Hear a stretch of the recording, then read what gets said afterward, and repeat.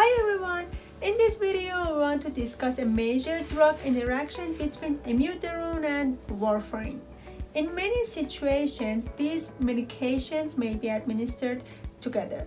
For example, in a patient with atrial fibrillation, the physician may administer amiodarone for controlling the arrhythmia and warfarin to prevent thromboembolic events.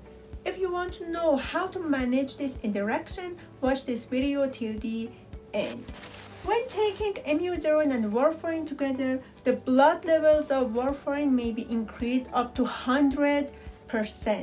So, when taking these medications together, the dosing of warfarin should be reduced by 30 to 50%.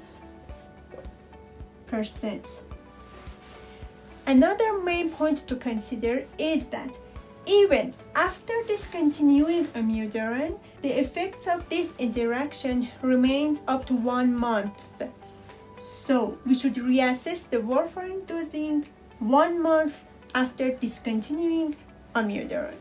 Hope you enjoyed this video. Please like, subscribe, and share, and ask your questions in the comments. Thanks.